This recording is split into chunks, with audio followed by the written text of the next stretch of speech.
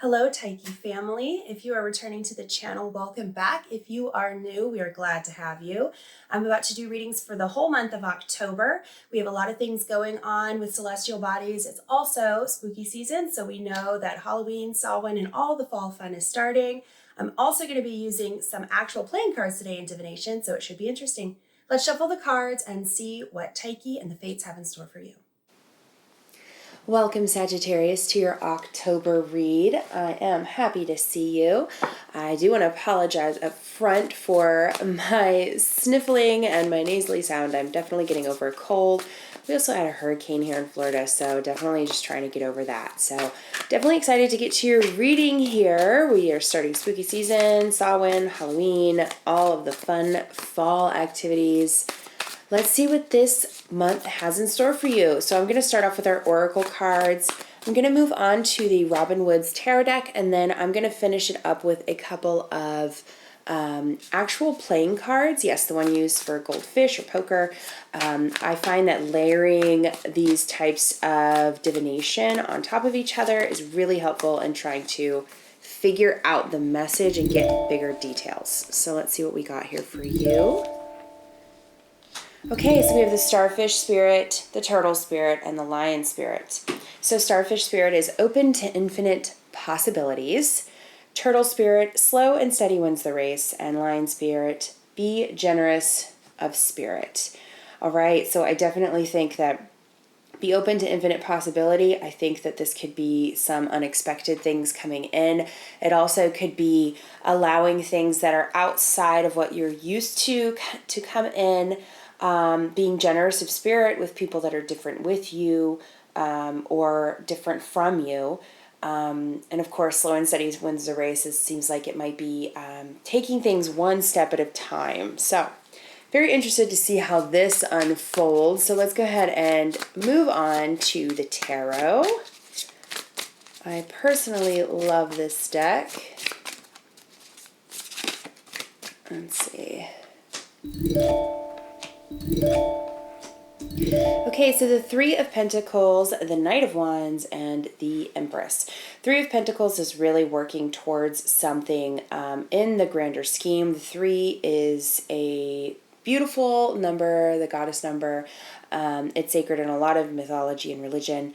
I really feel like this is talking about, the slow and steady wins the race. It's really about putting forth the work, doing things step by step, doing what you got to do to get where you want to be. As you can see, it's got a builder here. He is looking very closely at what he's chiseling away there, creating beautiful motifs. So I think that whatever you're working towards is really going to be a work of art. It's really going to be worth whatever you're putting into it, right? The Knight of Wands here. This is a passion card for me. You're running towards this thing that you're working towards, and I think you have a lot of love and passion for it. It's something that's really important to you. I do think, however, with the turtle spirit, the slow and steady wins the race, and the Three of Pentacles, there might be a little bit of a warning to not rush in and not rush the process of what's happening, right? You do have the Empress in reverse. The Empress is all things fertility. That's not just in having babies. I mean, it could be, but it could also mean the fruits of your labor, the things that you're working towards. She's at a spinning wheel in this deck. She's working towards creating something there. And because it's in reverse, I would definitely say that you need to really look at the way you're moving forward. You have the passion, you have the knowledge. I think that you really have the means to make this successful, but if you rush it, you might run into some issues. So let's see what you could be rushing, whether this is a work reading, a love reading, what's going to unfold. Seven of Pentacles reversed and the Five of Pentacles. So Seven of Pentacles, sevens is really about that growing and reaping what you're sowing. 7 is also a really sacred number. It's the God number. It's things that are physical and tangible. As you can see in this deck, he's really standing among the crops that he's grown and planted in the previous cards. Everything is looking great. He's watching over it and protecting it. The fact that it's in the reverse, I really think that this is also talking about rushing something. It's about trying to bring in a harvest too soon. trying to bring it in at a 7 instead of a 10. And the 5 of Pentacles, I think that this kind of leaves you with an undesirable outcome, right? So let's keep drilling this down. Yeah, the Emperor in reverse and the Fool. So we have the Empress in reverse and the Emperor in reverse. So to me, this could be some sort of union that can be a little fragile, and maybe it doesn't seem that way, and you're so excited about it that you're trying to push forward as fast as you can. But really, it takes time to grow and to be nurtured and to be loved to create the outcome that you're really looking for. And I think what you're looking for is showing in this Fool card here that also came out, and that's that new beginning that you're trying to start with this person. You don't, I'm not one to say, like, don't come on too strong, like, I'm fully believe in being yourself and communicating the things that you feel. But if, the whole idea of fools rush in, you rush in before you really know this person or what you have going on. It's too many, I can't take that. Let's see what else we have here for you. Yeah, okay. So 2 more reverse cards, the 7 and 8 of Cups reversed. What I'm really thinking of with these is, the 7 of Cups is really, a card of decisions, being overwhelmed with options and things like that. The 8 of Cups is really moving towards new things or moving away from something. Because they're both reversed, I feel like you already know that this is what you want. And you don't have to think that through, and I think that's what makes you want to rush this. And I think that the universe is just kind of telling you, like, takes 2 to tango, and this other person also needs to know and also needs to have that in mind as well. 9 of Pentacles reverse, the Ace of Wands, and the High Priestess reverse. The 9 of Pentacles reversed, I really think, this is kind of a card that's, getting to the point of security. The 10, the one right before the 10 of Pentacles. It's feeling very secure, very fruitful, that sort of thing. It's in reverse. I think it's that you're unsure of your position here and your footing. You know what you'd like, and you know what you'd like to inspire in this other person, but you are unsure if you are there or not. If you're knocking on this garden gate to make it to the 10 of Pentacles, you're not sure, right? You don't know what they're thinking. You know what you're thinking. And I think that kind of ties in with the High Priestess reverse too. I think that this is also, you being unsure of your positioning and of that intuition that you're getting. But I do have the Ace of Wands here, I think, which is a good omen. So I'm going to draw a couple more cards for that to kind of get an idea of what this means.